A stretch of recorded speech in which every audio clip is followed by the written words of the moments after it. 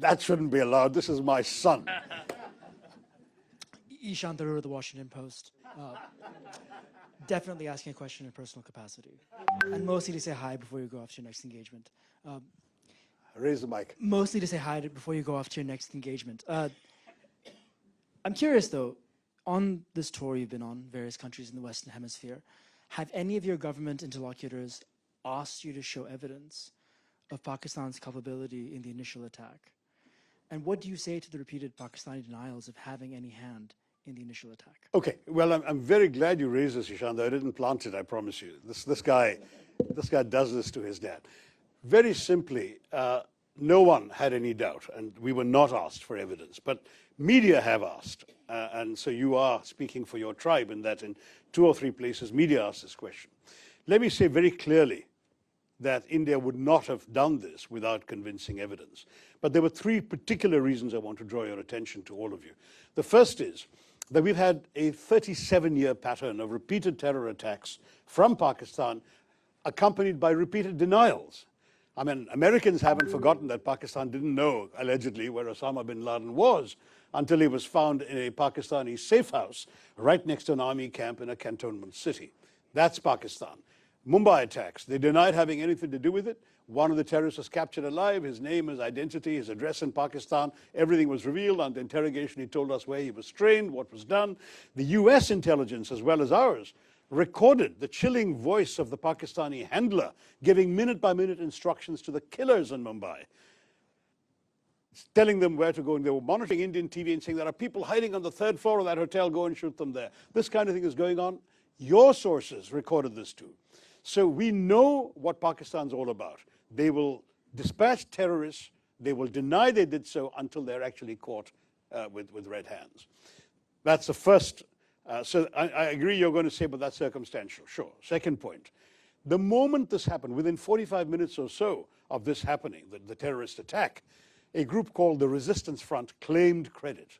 Who are the Resistance Front? They're a well-known proxy front of the Lashkar-e-Taiba, a banned organization listed by the United Nations, listed by the US State Department, which enjoys safe haven in the town of Murid-K in Pakistan.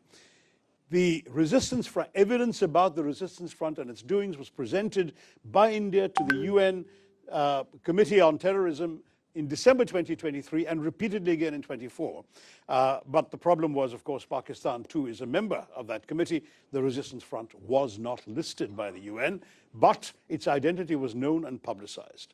These people then claimed credit within a time span. There were no media present when these killings took place. Most of the world hadn't even learned about this when they claimed credit. So that was itself a smoking gun. They repeated that claim 24 hours later. And having repeated that claim 24 hours later, then their handlers must have woken up to the gravity of this and told them to take it off their site. So they did. But the fact is, the credit claim was on record and the world has seen it. Third, when the first strikes happened on the terrorist camps, funerals were conducted, including for members of some of the key organizations, the Jaish-e-Mohammed in particular, and the Lashkar-e-Taiba. The funerals were conducted, and photographs have emerged on social media showing Pakistani generals and police officers in uniform attending these funerals, being conducted by relatives of these terrorists. So we're looking at 3 concrete pieces of evidence as far as India is concerned. But finally, I can add to the mix, we also have intelligence services. They have been studying very carefully these terrorist attacks.